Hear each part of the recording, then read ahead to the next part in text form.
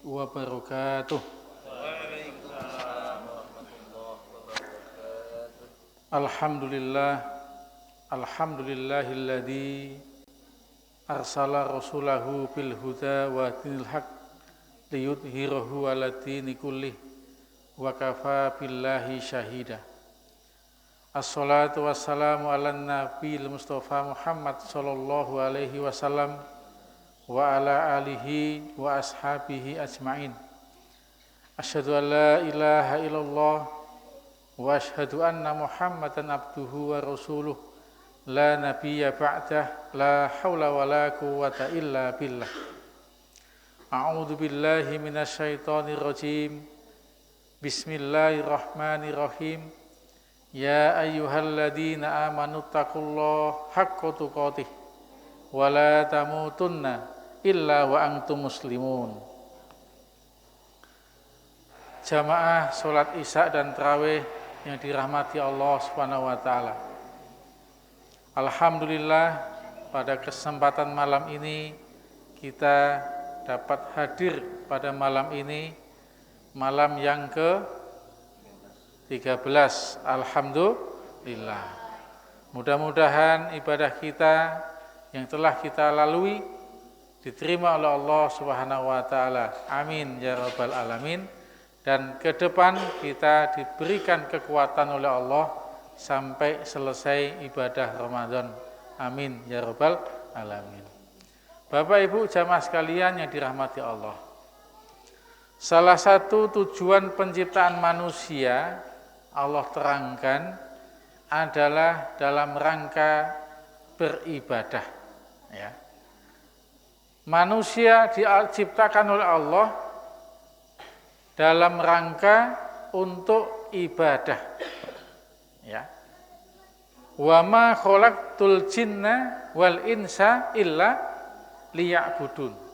Tidaklah aku ciptakan jin dan manusia kecuali dalam rangka liya'budun, dalam rangka ibadah, mengabdi kepada Allah Subhanahu wa taala. Sehingga kita jangan salah.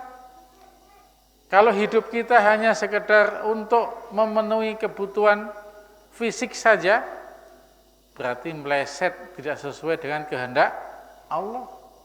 Siang malam hanya ngurusi persoalan urusan perut, ya. Habis waktu kita hanya ngurusi urusan ya perut dan sekitarnya, ya. Habis waktu kita. Sementara Allah katakan, tidak aku ciptakan jin dan manusia kecuali liya'budun. Untuk apa tadi? Ibadah. Apa itu ibadah? Secara bahasa abada ya'budu, menyembah. Lebih dalam lagi mengabdi. Bapak-bapak, ibu-ibu pernah tidak melihat yang namanya abdi dalam? Yang di keraton itu ada abdi dalam, ya. Jalannya gimana kalau di depan raja? Kayak keong, Pak, ngesot. Itu abdi. Benar-benar dia tunduk dan hormat kepada tuan raja. Nah, kita ini adalah Abdullah, hamba Allah. Nah, sikap kita ini seharusnya dalam kehidupan ini Abdullah, sikap kita hanya mentaati siapa? Allah Subhanahu wa taala. Itu namanya hidupnya mengabdi. Pengabdiannya untuk Allah Subhanahu wa taala. Nah, pada malam hari ini tadi sesuai pesanan Pak Ketua, walaupun kultum tapi diperpanjang, Pak. Tapi enggak boleh 3 periode. Nanti kepanjang. Kok sampai ke situ, Pak? Secukupnya lah, ya, insyaallah. Yang penting ada yang bisa kita ambil nanti. Apa itu ibadah? Ibadah adalah rangkaian aktivitas kita yang niatnya karena Allah, niatnya ingin mendapatkan ridho Allah Subhanahu wa taala, dan yang kita kerjakan tidak menyalahi tuntunan syariat Islam. Jadi jangan dipandang ibadah itu hanya di masjid saja, hanya sujud dan rukuk saja. hanya berdoa saja. Ibadah itu luas, Pak. Makanya kalau dalam banyak penjelasan ada ibadah mahdhoh, ada ibadah ghairu mahdhoh. Ibadah mahdhoh itu yang sudah ada contohnya dari ibadah-ibadah wajib, sunnah. Nah, itu sudah ada ketentuannya. Kalau dalam hal itu kita tidak boleh mengada-ada. Tidak boleh kita merekayasa membuat tata cara ibadah sendiri. Nah, itu enggak boleh, Pak. Misalnya sholat menghadap kiblat, kita buat sendiri. Kayaknya kok jenuh ya kiblatnya ke sana terus, sekali-kali balik kanan lah. Nah, itu malah salah, Pak. Enggak boleh. Dulu ada aliran sholatnya itu muter, Pak, ke sana, ke sana, ke sana, 4 penjuru. Ketika ditanya kenapa begitu sholatnya, katanya Allah ada di mana-mana. Tapi enggak ada tuntunannya, Pak. Rasulullah tidak pernah memberikan contoh. Salah kita. Itu ibadah yang sudah ada ketentuannya. Puasa ada puasa wajib, ada puasa sunnah. Ada puasa makruh, ada puasa haram. Sudah ada ketentuannya, tinggal ikuti saja. Kalau persoalan teknisnya ada yang beda-beda itu biasa. Tidak persoalan salah, dosa, halal, haram, tidak. Ada yang doa subuhnya pakai kunut, ada yang tidak. Itu enggak jadi persoalan. Tetap sama-sama masih sholat subuh. Yang salah siapa? Yang enggak sholat subuh. Nah, ini nyala-nyalakan orang tapi dia enggak sholat subuh. Ini masalah, ya. Nah, tetapi ada ibadah di luar yang ditentukan tadi, namanya ibadah ghairu mahdhoh atau dalam bahasa mudah kita ibadah sosial. Karena dalam doa iftitah itu ada inna sholati wa nusuki wa mahyaya wa mamati lillahi rabbil alamin. Sesungguhnya sholatku, ibadahku, kegiatanku, hidup dan matiku untuk Allah. Jadi kehidupan kita pun nilainya ibadah selama niatnya karena Allah. Yang kedua, tidak melanggar syariat Allah. Ya, jadi mudah sesungguhnya Bapak Ibu sekalian kita mendapatkan pahala, mudah, tidak susah. Ya, selama niatnya karena Allah, caranya benar, ibadah nilainya, Pak. Jadi bapak-bapak kalau berangkat ke kebun, apa Pak di kebun kerjanya? Misalnya apa? Nah, karet, ya nyadap itu. Itu kalau diawali dengan bismillah, bismillahirrahmanirrahim untuk anak dan istri. Ibadah Pak nilainya. Tapi ingat, karetnya sendiri dan karetnya orang. Kalau karetnya orang enggak nilai ibadah. Jadi masalah nanti. Ya, ibadah. Yang masuk kantor melayani masyarakat ibadah. Dicatat oleh Allah itu pahalanya. Yang guru ngajar mencerdaskan anak bangsa niatnya karena Allah ibadah. Ya, walaupun mungkin bayarannya enggak terlalu besar, tapi kalau dia ikhlas, Allah beri pahala yang jauh lebih besar. Nah, apalagi ibu-ibu, mohon maaf ini Ibu ya, di dalam rumah dengan tugas-tugas di rumah jangan pernah merasa berat. Kenapa?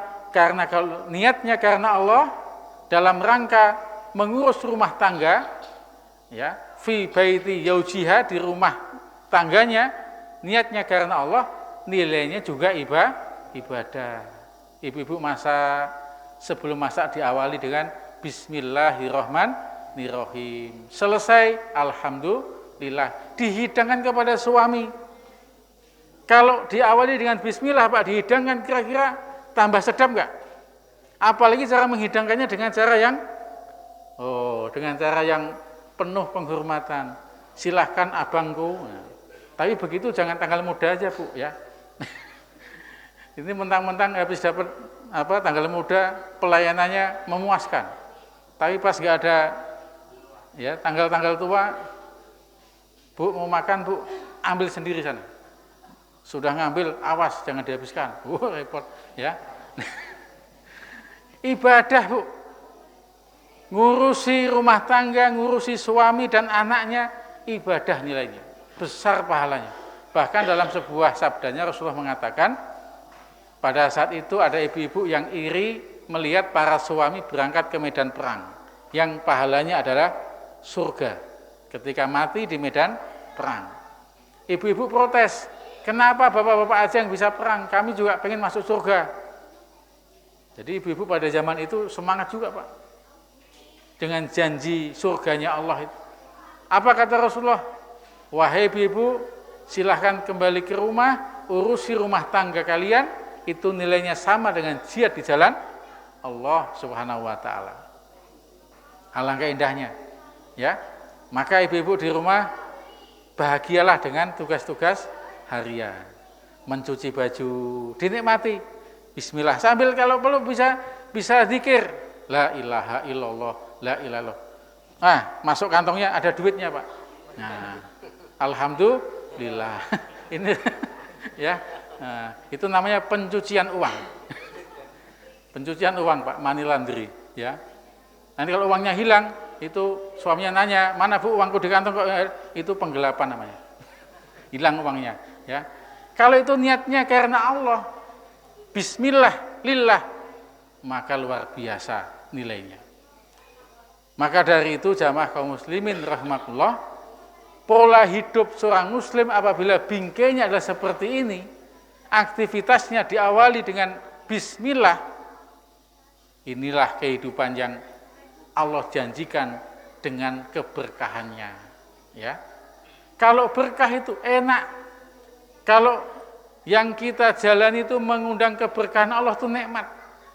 Walaupun mungkin hidupnya sederhana tapi membahagiakan. Suami istri harmonis, walaupun ya biasa-biasa saja, tidak pernah ribut pun ya ribut-ribut kecil, tidak sampai perang besar, tidak sampai, ya biasalah, namanya hidup bersama kan. Walaupun mungkin pendapatannya biasa-biasa saja, tapi anak-anaknya nurut, bisa diatur, tidak banyak masalah, badan sehat saja. Ini adalah efek dari berkah. Sholat lancar, ibadah lancar, itu berkah. Maka yang kita minta dalam hidup ini sesungguhnya yang kita utamakan adalah berkahnya. Kalau jumlah itu relatif, Pak. Relatif. Untuk apa jumlahnya besar tapi tidak mendatangkan keberkahan? Ya. Kita minta kepada Allah kecukupan.